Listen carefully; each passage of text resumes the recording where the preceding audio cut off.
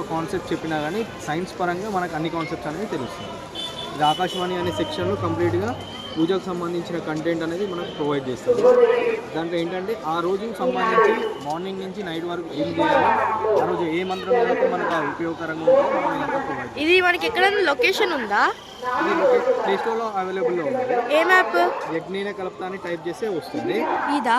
యజ్ఞేన కల్పత అని టైప్ చేస్తే వస్తుంది. గూగుల్ నుంచి స్కాన్ చేసినా కూడా మనకు ఏ స్కాన్? గూగుల్ స్కానర్ తో స్కాన్ చేయాలా? గూగుల్ స్కాన్ చేస్తే మనకు డైరెక్ట్ ప్లే స్టోర్ అనేది ఇన్స్టాల్ అవుతుంది. అప్పుడు మనకి క్లాసెస్ ఏమైనా ఉంటాయా?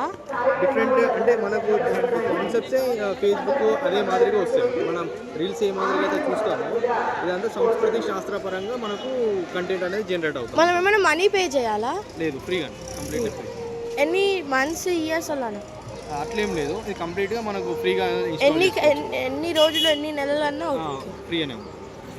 ఇంకెక్కడన్నా పెట్టలేదా? మేమే గత 4 years నుంచి డెవలప్ చేస్తున్నాం. నేను కూడా నా జాబ్ని వదిలేసి కంప్లీట్గా ఇదే ప్రాజెక్ట్ మీద డిపెండ్ అయ్యి మన ఎంటర్ప్రెన్యూర్ లాగా మనం ఇచ్చేసాము.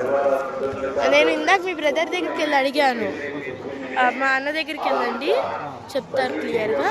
అంటే గత 4 years నుంచి మనం దీని మీద వర్క్ ఆన్ చేసుకుంటా మనం డెవలప్ చేసాము. ఏంటంటే రీసెంట్గా బండి సంజయ్ గారు కూడా దీన్ని లాంచ్ చేశారు.